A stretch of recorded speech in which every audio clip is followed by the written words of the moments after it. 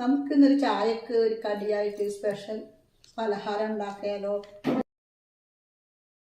വേണ്ടുന്ന ചേരുവകളാണ് പച്ചരി, 3 മണിക്കൂർ കുതിർത്തിയ പച്ചരി, തേങ്ങ, കാബേജ്, മുളക് പൊടി, ഉപ്പ്, പച്ചമുളക്, കറിവേപ്പില, പുളി, കായം, മഞ്ഞൾപ്പൊടി. ഇതെല്ലാം കൂടി തരിതരിപ്പായി അരിച്ചെടുക്കുക.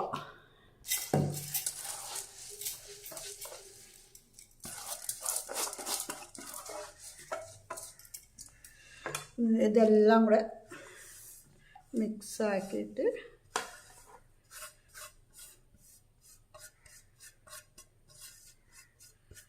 തേങ്ങ പകുതിയേ ഇടുന്നുള്ളൂ, പകുതി നമുക്ക് പിന്നീട് ആവശ്യമുണ്ടാവും. ഇതെല്ലാം കൂടി കുറച്ച് വെള്ളം ഒഴിച്ചിട്ട് തരിപ്പായിട്ട് അരിച്ചെടുക്കട്ടെ. നേരത്തെ അരച്ചു വെച്ച മാവ് ഇതാ ഒരു പാത്രത്തിലിട്ട് ഒഴിക്കുക. അതിൻ്റെ കൂടെ നേരത്തെ മാറ്റി വെച്ച തേങ്ങ അത് ഇടുക. കാബേജ് നല്ലവണ്ണം മിക്സാക്കിയിട്ട് ഒരു 5 മിനിറ്റ് വെക്കുക. ഇഡ്ഡലി പാത്രത്തിൽ കുറച്ച് വെള്ളം വെക്കുക. എന്നിട്ട് ഇഡ്ഡലിത്തട്ടിൽ ആ കുഴിയിൽ എണ്ണ തടവിയിട്ട് വേണം മാവ് ഒഴിക്കാൻ, അല്ലെങ്കിൽ പറ്റിപ്പോവും.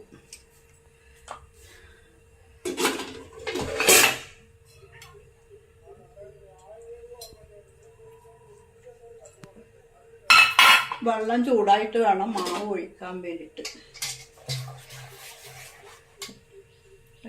ചൂടായിട്ടുണ്ട്, മാവ് ഒഴിക്കുന്നു.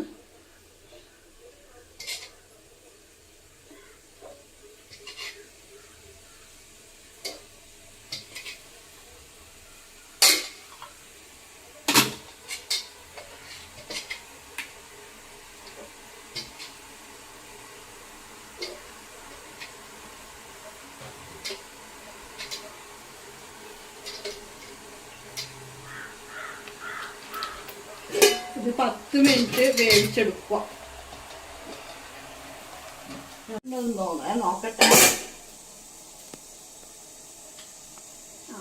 ഇത് ഓഫാക്കുന്നുണ്ട്.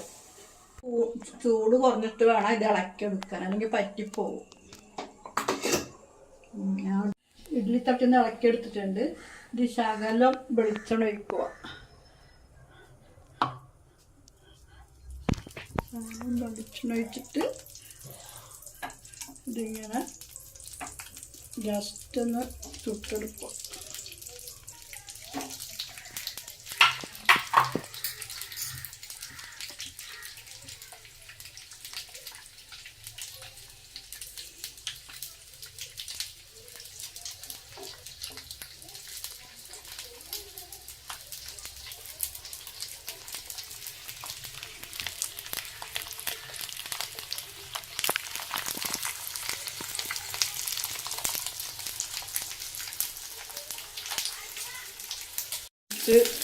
ഒന്ന് 1 മിനിറ്റും കൂടെ ചുട്ടെടുക്കുക.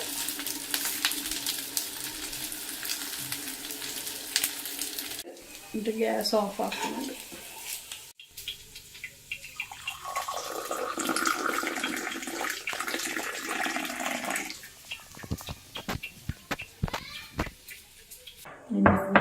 എടുക്കണം.